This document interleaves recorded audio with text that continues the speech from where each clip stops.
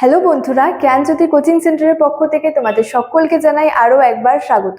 আজকে আমার আলোচনার বিষয় হচ্ছে ইন্ডিকা গ্রন্থের রচয়িতা কে এবং এর ঐতিহাসিক গুরুত্ব কি।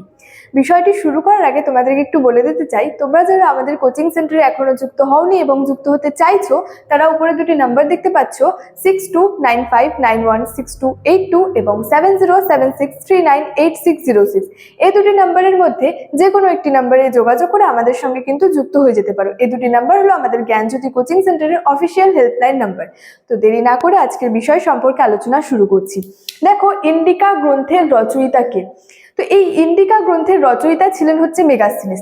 এবার স্বাভাবিক যে মেগাস্থিনিস কে ছিলেন, যে সকল বিদেশিদের রচনা এই প্রাচীন ভারতের ইতিহাসের উপাদান হিসেবে বিশেষভাবে গুরুত্বপূর্ণ, সেই সকল বিদেশিদের মধ্যে একজন ছিলেন হচ্ছে, অন্যতম ছিলেন মেগাস্থিনিস।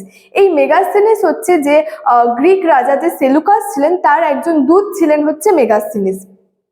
তো এই গ্রিক রাজা যে সেলুকাস একদিন হচ্ছে যে মেগাস্থিনিস নামে এক দূতকে কিন্তু এই মৌর্য সম্রাট চন্দ্রগুপ্ত মৌর্যের কিন্তু রাজসভায় পাঠিয়েছিলেন এবং মেগাস্থিনিস দীর্ঘদিন ধরে ভারতে বসবাস করেন এবং ভারতের বিভিন্ন জায়গায় ভ্রমণ করেন এবং তিনি তার যে ভারত ভ্রমণের অভিজ্ঞতা বা যে ভারত ভ্রমণের যে বিবরণ সেটা হচ্ছে লিপিবদ্ধ করেন গ্রিক ভাষায় এবং তার এই ভারত ভ্রমণের যে বিবরণ সেটার নাম ছিল হচ্ছে ইন্ডিকা।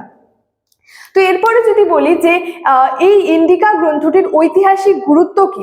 দেখো, এই ইন্ডিকা গ্রন্থটি থেকে কিন্তু মূলত বলা যায় যে চন্দ্রগুপ্ত মৌর্য সম্পর্কে কিন্তু বিস্তারিতভাবে জানা যায় এবং এই ইন্ডিকা গ্রন্থটি থেকে চন্দ্রগুপ্ত মৌর্যের যে শাসন ব্যবস্থা, এছাড়াও মৌর্য যুগের যে অর্থনৈতিক অবস্থা, যে সামাজিক অবস্থা বা সমাজ জীবন সম্পর্কে কিন্তু বিস্তারিতভাবে জানা যায়।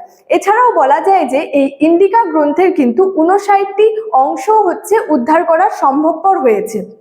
এছাড়াও বলা যায় যে এই ইন্ডিকা গ্রন্থটি থেকে কিন্তু ভারত ও তাম্রপর্ণীর যে বিবরণ, এছাড়াও পাটলিপুত্র নগরের বিবরণ, ভৌগোলিক অবস্থান সম্পর্কে, এছাড়াও যে সেখানের পৌরশাসন সম্পর্কে কিন্তু বিস্তারিতভাবে জানা যায়।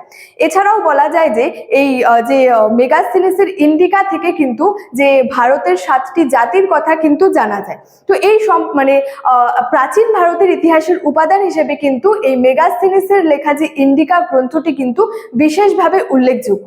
তো এই ছিল আজকে আমার আলোচনার বিষয়। ভিডিওটি ভালো লাগলে অবশ্যই লাইক, কমেন্ট এবং বন্ধুদের সঙ্গে শেয়ার করে দিও।